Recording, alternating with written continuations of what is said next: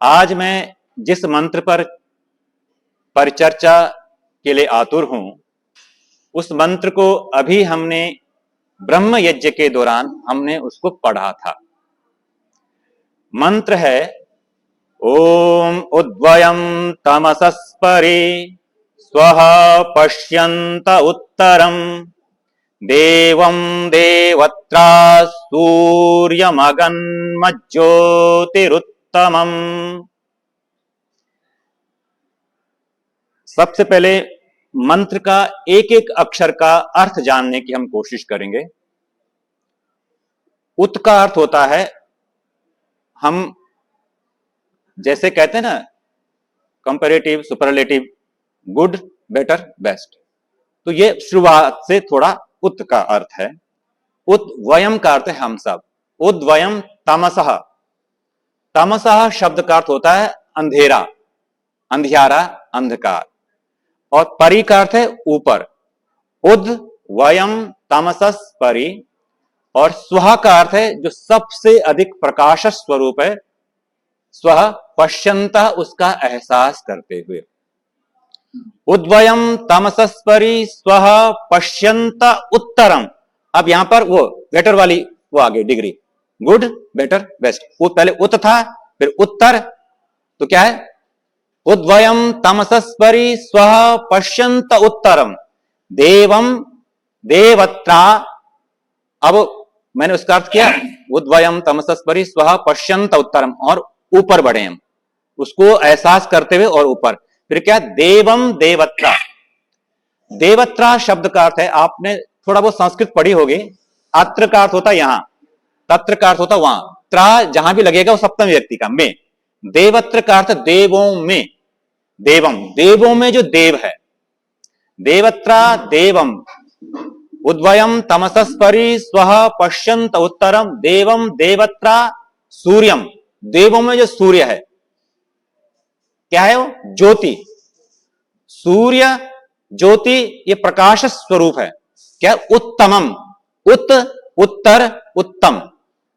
समझ रहे हैं, तीन चीजें यहां पर, उत, उत्तर, उत्तम। अब मंत्र को समझना है। मंत्र का अर्थ हमने समझ लिया, कोशिश की है, पर यह समझना क्या चीज है। आप में से बहुत लोग बोलते हैं कि मेरा पति मुझे नहीं समझ पाया, या पति कहता है कि मेरी पत्नी मुझे नहीं समझ पाई। बॉस कहता है कि मेरे कर्मचारी मुझे नहीं समझ पाते हैं। पुत्र कहता है कि मेरे माता पिता मुझे नहीं समझ पाते। ये समझना जो है ना, क्या चीज है। समझने के लिए सबसे महत्वपूर्ण चीज है कि हमें क्या करना होगा, परवाह करनी होगी, केयरिंग करनी होगी। अगर परवाह नहीं है तो समझ नहीं सकते हैं। अब कई बार हम देखते हैं, माता पिता परवाह करते हैं, बच्चों का पालन पोषण होता है, पर कई बार हम देखते हैं आजकल जो है, मां अपने बच्चे को फीड करा रही होती है और वो अपने मोबाइल में लगी होती है। तो फीड कराते हुए क्या है, वो जो बोतल दी जा रही है वो नाक में जाती है, कभी कान में पहुंच रही होती है। होता है ना, होता है। तो परवाह करने के लिए किसकी जरूरत है, साहस की जरूरत है। जिसका आप परवाह करना चाहते हैं, अगर साहस नहीं है तो आप परवाह नहीं कर पाएंगे, तो समझ नहीं पाएंगे। तो साहस का मतलब हमें टाइम वेस्ट नहीं करना होता, बल्कि टाइम इन्वेस्ट करना होता है। अगर हम समय इन्वेस्ट नहीं कर पा रहे हैं तो हम किसी को समझ नहीं सकते हैं।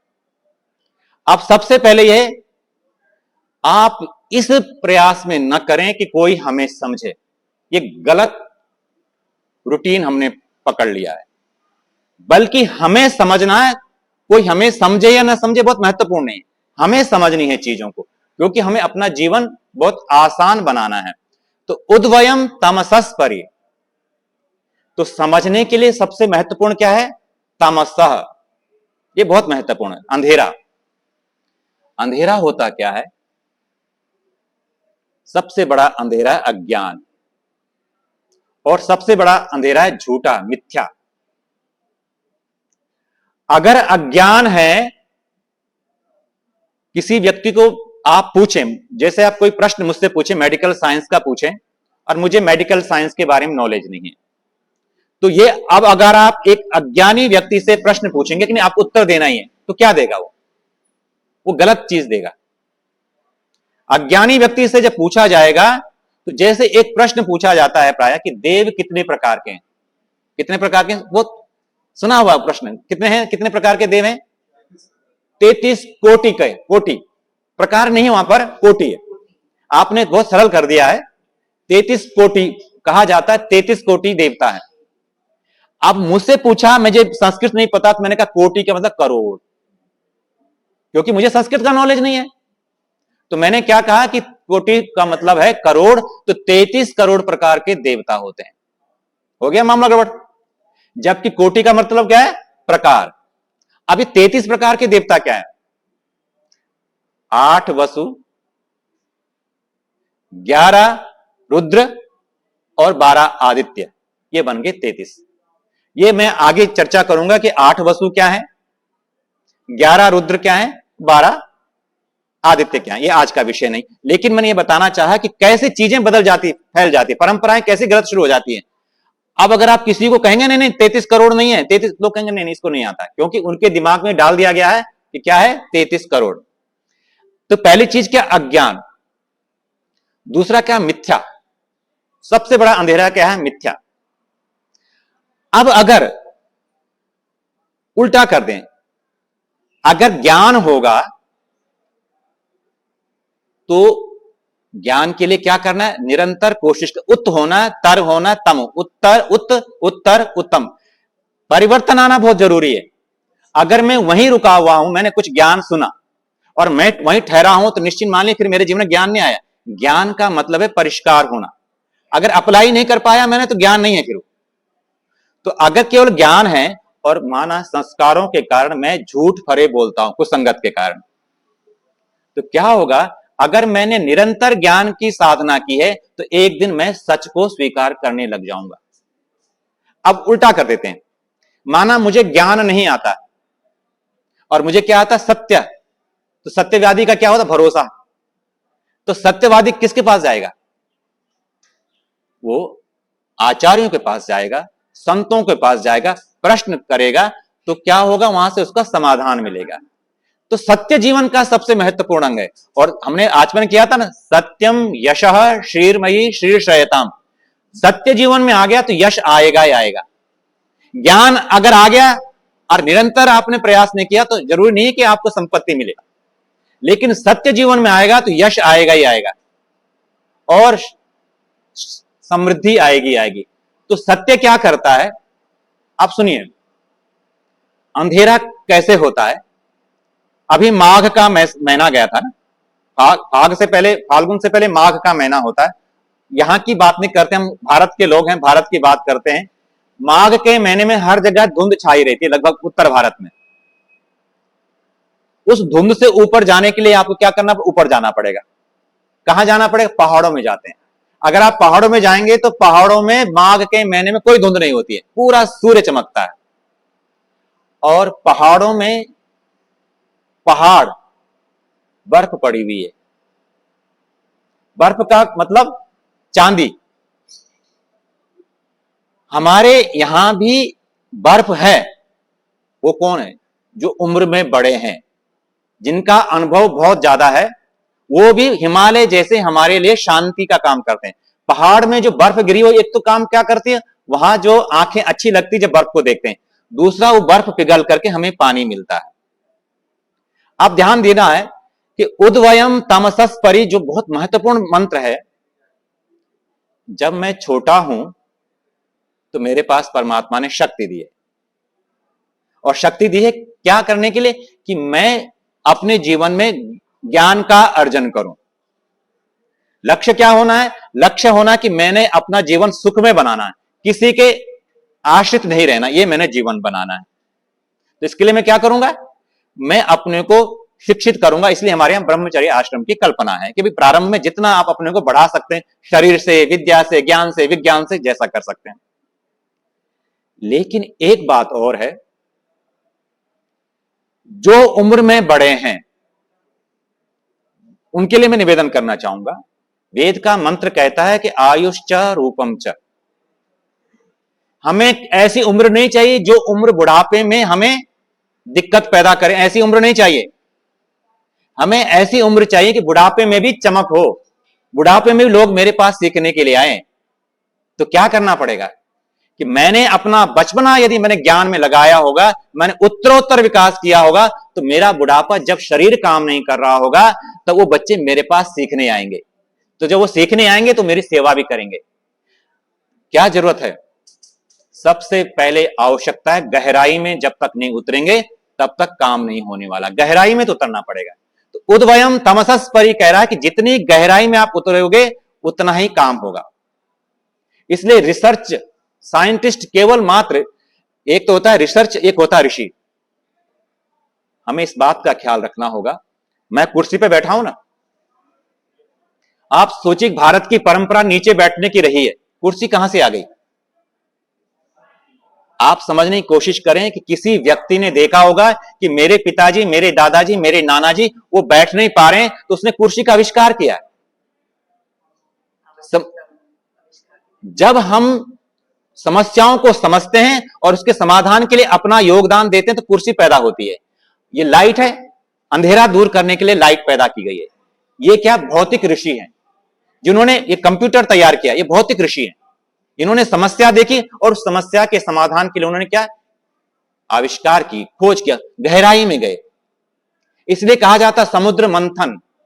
अब लोगों को लगता कि समुद्र में जो है ना मंथन मथा गया। समुद्र का अर्थ होता है गहराई में उतरना पड़ेगा। जितनी गहराई में आप ज्ञान की उतरोगे, खोज की उतरोगे, उतना ही वहां से रत्न निकलेंगे। रत्न निकलने के लिए आपको मथना पड़ेगा, विश्लेषण करना पड़ेगा, एनालिसिस करना पड़ेगा, तब जाकर के चीजें अच्छी आती हैं। तो जो मैं कह रहा था उद्वयम तमसस परि, कि सबसे पहले मुझे क्या करना है, अपने अज्ञान से, अपने अंधेरे से ऊपर उठना है। फिर क्या होगा? स्वः पश्यन्तः,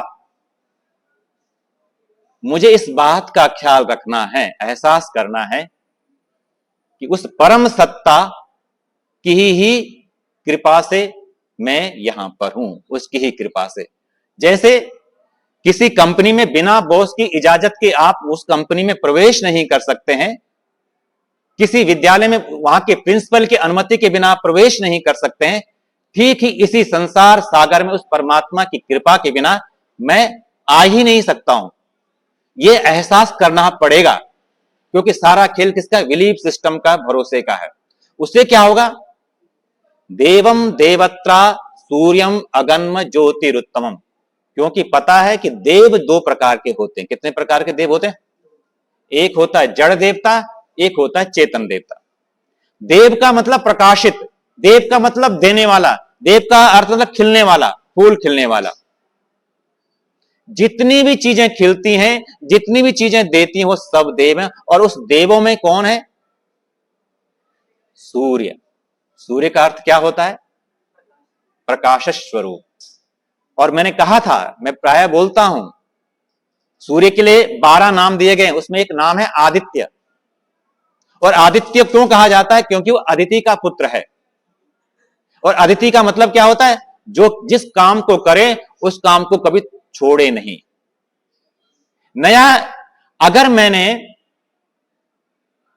यज्ञ कर रहा हूं तो मुझे उत्तरोत्तर यज्ञ में काम करना चाहिए कि आखिर यज्ञ के मंत्रों को शुद्ध बोलूं मैं। अगर पिछले 20 साल से मैं मंत्रों का उच्चारण वैसे ही कर रहा हूं तो फिर मैं वहीं का वहीं ठहरा हुआ हूं, रुका हुआ सड़ांध पैदा होती। पानी, रुका हुआ पानी बदबू पैदा करता है। तो आवश्यकता है कि मुझे उत्तरोत्तर, जहां कल मैं खड़ा था वहां खड़ा नहीं होना है मुझे, मैं कितना आगे बढ़ा हूं। जहां मैं कल बैठा था वहां मुझे आज बैठा हुआ नहीं होना चाहिए। जहां मैं कल सोया था वहां रुकना, वहां नहीं, आगे चलना है। इसलिए कहा जाता है कि रुक करके किसी की प्रतीक्षा मत करो। रुक करके प्रतीक्षा नहीं करनी है। और हम करते क्या? रुक करके प्रतीक्षा करते हैं। एक व्यक्ति बहुत शराब पीता था, इतना शराब पीता था कि कहना ही क्या। किसी तरह से शादी हो गई। शादी हुई तो बच्चे पैदा हुए, 2 बच्चे लड़के पैदा हो गए। बड़ा बच्चा उसने पिता को देखा और पिता के आदत को सीख ली, उसने भी बोतल खोलनी शुरू कर दी। भाई तुम बोतल क्यों? भाई मेरे पिता पीते हैं तो मैं पीऊंगा। अब छोटे बच्चे ने जब देखा कि मेरा पिता शराब पीता है तो उसको क्लिक हो गई, क्लिक होना चाहिए। उसने कहा नहीं, मुझे ये जिंदगी पसंद नहीं है, मुझे ये जिंदगी पसंद नहीं है। उसने अपने को वहां से दूर किया, भाग गया और अपना विकास किया, पढ़ाया जैसे तैसे करके और एक बड़ा संपन्न आदमी बना। उससे पूछा गया कि तुम संपन्न कैसे बने?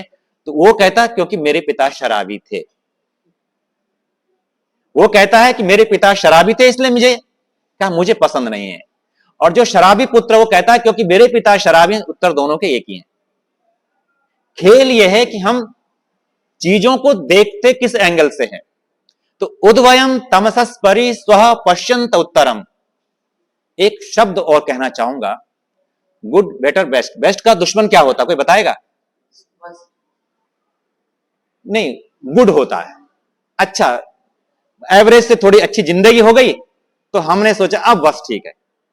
हम सर्वश्रेष्ठ का दुश्मन हमेशा नॉर्मल चीजें होती है, क्योंकि हमने कहा रहे अब तो ठीक है। जबकि जीवन का नाम क्या? गतिमान। जीवन चलने का नाम है। इसलिए संसार के लिए एक शब्द है जगत। जगत को बोलते हैं जा मनि जायते, गा मतलब गच्छति और ता का मतलब तिष्ठति।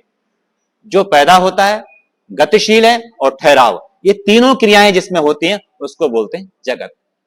तो देवम देवत्रा सूर्यम अगन्म ज्योतिरुत्तमम। अगर मुझे अपने जीवन में उस सूर्य को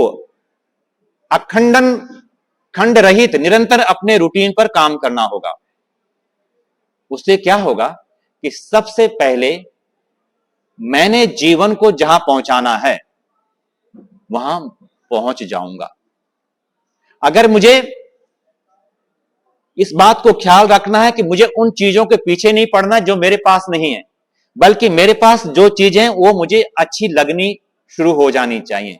और जब मुझे वो चीजें अच्छी लगनी शुरू हो जाती है तो वहां से मुझे समझना शुरू हो जाता है। और जब समझ पैदा होती है तो उसके लिए एक शब्द है संप्रेषण, कम्युनिकेट करना।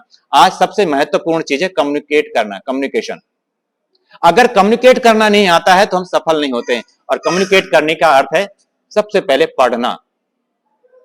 यह जरूरी नहीं है कि मैंने स्कूली पढ़ाई, मैं डॉक्टर बन गया, पीएचडी कर ली, सब कुछ कर ली, इस पढ़ाई की बात नहीं कर रहा हूं। पढ़ाई का मतलब जीवन को पढ़ना शुरू करना पड़ेगा, जीवन के अपने व्यवहार को पढ़ना शुरू करेगा।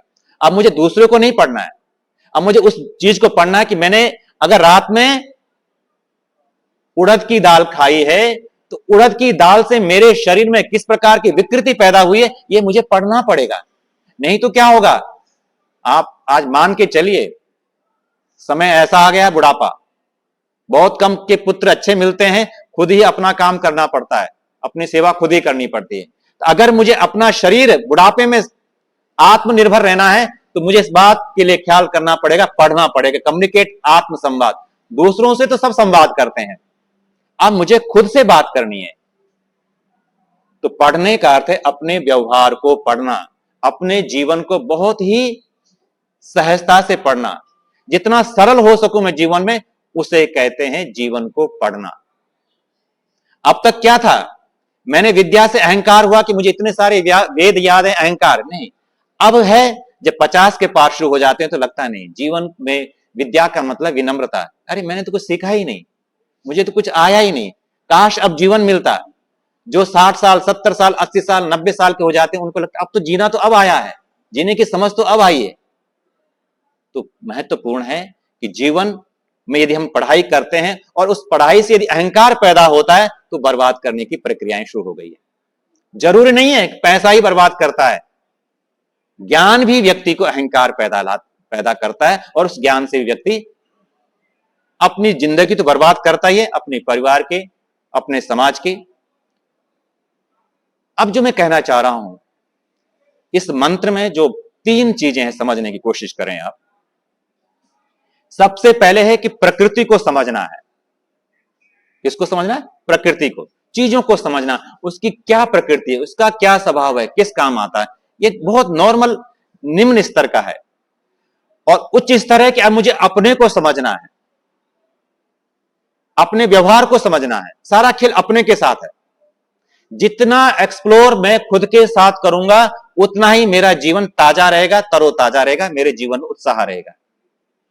अगर मैंने अपने को समझने में मैं अगर आलसी हूं, मैंने कहा ना कि हर दिन मेरे लिए प्रतियोगिता होनी चाहिए, कंपटीशन होना है कि मेरा दिन आज कैसा था। नहीं थोपना है। आज हम क्या है हम थोड़ा सीखते हैं और दूसरों को सिखाना शुरू कर देते हैं। नहीं सिखाना दूसरों को। इसलिए कहा जाता है सिखाने के लिए पहले जीवन में उतरावा होना चाहिए। उत्तर उत्तर होना चाहिए। उत्तर उत्तर का मतलब उत्कृष्ट रूप से हमने उसको पार कर लिया हो, उतरावा उसे कहते हैं। तो कहा जाता है कि जब मैं ज्ञान को इसलिए स्वीकार करता हूं कि मैं आपसे क्या लाभ उठा सकता हूं, वो ज्ञान दुखी करता है। ध्यान दीजिएगा आज हमारे यहां जो शिक्षा की व्यवस्था है, वो शिक्षा की व्यवस्था है कि ज्ञान पैदा करो और दूसरे से लाभ लो। कितना आप दूसरे से कमा सकते हो, वो आज की शिक्षा व्यवस्था है। मैं गलत कर रहा हूं, सही कर रहा हूं? सारी की सारी पढ़ाई है कि मुझे जो भी डिग्री हासिल करनी, दूसरे से लाभ उठाना है। लेकिन हमारी जो संस्कृति इतनी पुरानी है, हमारी संस्कृति कहती मुझे ज्ञान इसलिए लेना है कि मैं दूसरों को लाभान्वित कर सकूं, दूसरों के जीवन में उत्थान में कुछ योगदान दे सकूं, और वो भी बिना अहंकार के, बिना आसक्ति के। ऐसा नहीं कि मैं आपका जीवन को बढ़ाऊं और साथ में आपसे आसक्ति हो जाए, नहीं। डिटैचमेंट, अनासक्त भाव। अनासक्त भाव से मुझे आपके जीवन का उत्थान करना है। यह हमारी भारतीय संस्कृति थी। तो पहला था प्रकृति को समझना, और दूसरा है स्वयं को समझना। लेकिन तीसरे नंबर पर आता है उस ईश्वर को समझना, उसकी अग्नि को समझना, उसके प्रकाश स्वरूप को समझना, क्योंकि वो क्या है? ज्ञानशील है। और हम किसके उत्तराधिकारी हैं? ज्ञान के उत्तराधिकारी हैं। मैं रविंद्रनाथ टैगोर ने कहा था, भाव है, उनकी कविता को किसी ने हिंदी में ट्रांसलेट किया है। जब सूरज अस्त हो रहा था तो सूरज ने कहा कि कोई मेरा काम कौन पूरा करेगा। सांध्य रवि ने कहा मेरा काम करेगा कौन। अस्त हो रहा है सूरज, मैं प्रकाश करता हूं, मैं लोगों को मार्गदर्शन करता हूं, अब बताओ मैं जा रहा हूं, कोई काम करेगा? सब मौन। सांध्य रवि ने कहा मेरा काम करेगा कौन। सुनकर जगत सारा रह गया निरुत्तर मौन। सारा जगत, सारा संसार मौन। माटी के एक दिए ने कहा, माटी के एक दिए ने कहा बड़ी विनम्रता के साथ, जितना हो सकेगा मैं करूंगा नाथ। भाव यह है कि जब मुझे ईश्वर को समझना है तो मुझे एक कार्य समझना पड़ेगा कि मैं संसार में, मुझे परमात्मा ने कुछ इस चीज के लिए भेजा है जो मैं ही उस समस्या का समाधान दे सकता हूं और कोई नहीं। मान के चलिए हमारे साथ दिक्कत क्या है कि हम इस बात को समझ ही नहीं पा रहे हैं कि हमें परमात्मा ने क्यों भेजा है। हमें परमात्मा ने कुछ ऐसा काम करने के लिए भेजा है जो केवल मैं ही करूंगा। और इसीलिए कहा जाता है 95 लोगों के का पैसा केवल 5% लोगों के पास है। 95% पैसा 5% लोगों के पास है, और 5% लोगों के पास सबका पैसा है। क्यों? क्योंकि उनको पता है कि मैं निरंतर कितना काम कर रहा हूं। और इधर तो हमने क्या कर लिया, 95% क्या शांत हो गए। जैसा है हम तो अपनी उसी संतुष्टि में हैं, क्या जो मिल रहा है बढ़िया मिल रहा है, कुछ नया उत्तर नहीं है। उत्तरोत्तर विकास का नाम है ओम उद्वयम तमसस्परि स्वः पश्यन्त उत्तरम देवम देवत्र सूर्यमगन्म ज्योतिरुत्तमम।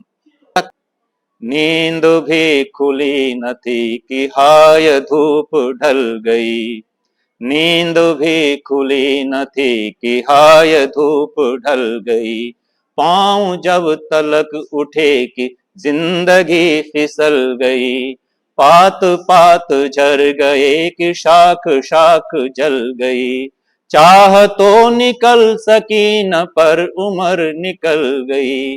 गीत अश्क बन चले छंद हो हवन चले, साथ के सभी दिए दुआ पहन पहन चले। और हम झुके झुके मोड़ पर रुके रुके, उम्र के चढ़ाव का उतार देखते रहे। कारवां गुजर गया गुबार देखते रहे।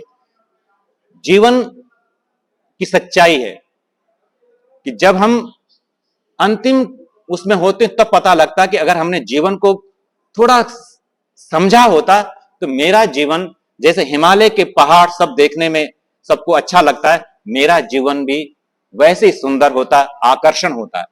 बुढ़ापे में आकर्षण बहुत जरूरी है, सौंदर्य होना जरूरी है, अनुभवों के निधि होना जरूरी है। उससे क्या होगा, दूसरे लोग आपसे सीखने आएंगे, और जब लोग हमसे सीखने आएंगे तो वो हमारी सेवा भी करेंगे। उसके लिए क्या करना होगा, हमें अनुभवों को अपने जीवन में बढ़ाना होगा, और जितने ज्यादा हमारे जीवन अच्छे अनुभव बढ़ेंगे उतने ही ज्यादा हमारा उत्तरार्ध सुंदरता से संपन्न होगा। मैं यही बात कहना चाहूंगा।